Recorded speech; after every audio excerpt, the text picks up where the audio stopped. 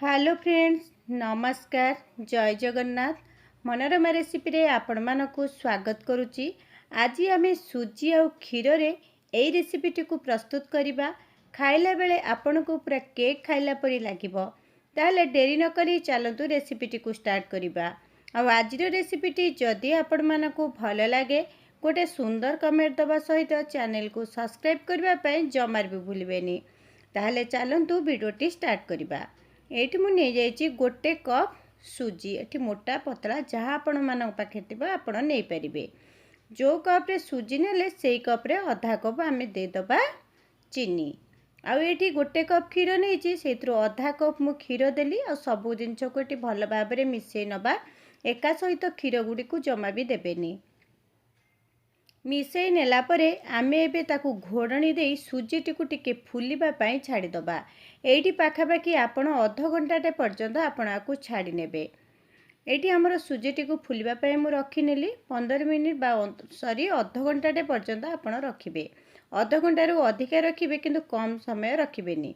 एबे देखंतु अध घंटाए परे मु घोड़नी काढ़ी ताकू एठी मिसई नेली। सुजीटी हमर सब क्षीर को सोक कर नेची।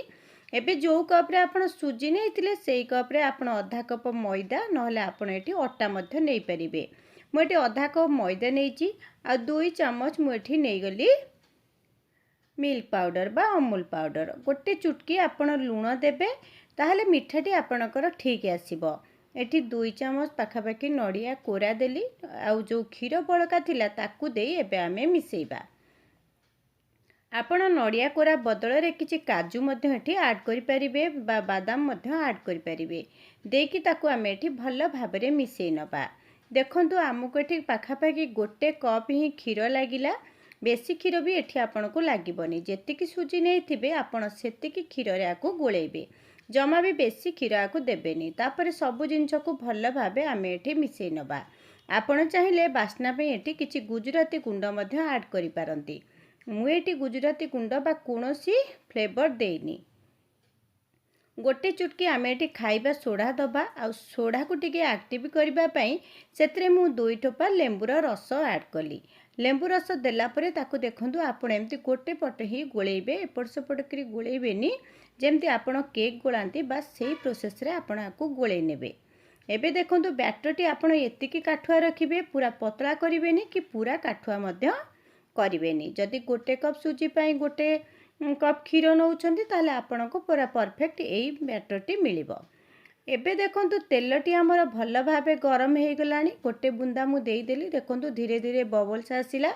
तापरे आमे आकु एई केक रो बैटर गुडी को आमे टिके टिके करी देई नबा।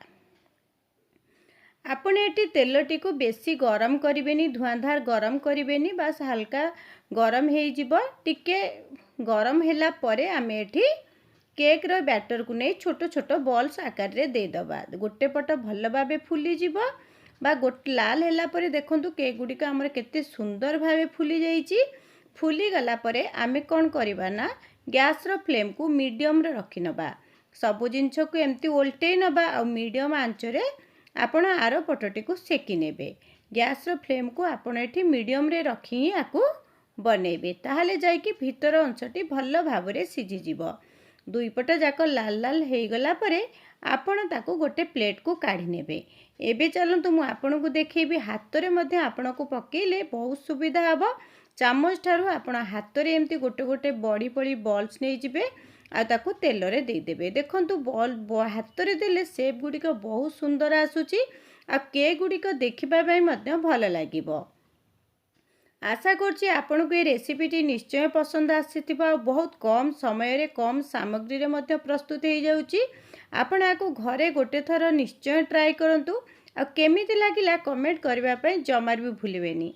एई परि भाव रे करी आपण आको स्टोर करि परिबे। पिला मानको को स्कूल टिफिन रे मध्य आपण देई परिबे। कारण बहुत सहज और सरल उपाय रे हेई परची। घरे थिबा सामग्री रे बेसी किसी सामग्री आमको दरकार पड़बनी कि बेसी समय मध्य लागिबनी। बाजार रे मिलुथिबा केक ठारू ए केक गुडिक खाइबा पई बहुत भल लागिबो। आपण गोटे थर घरे निश्चय ट्राई करंतु। आ केमिति लागिला कमेंट करबा पई जमार भी भूलिबेनी। आशा करुच्ची रेसिपीटी आपण मानकु निश्चय पसंद आसीबो आ गोटे थर आपण घरे निश्चय ट्राए करिवे। मु एबे आपनको गोटे देखुची देखंतु केते सॉफ्ट हेची आ भितरटी पूरा जालीदार हेची।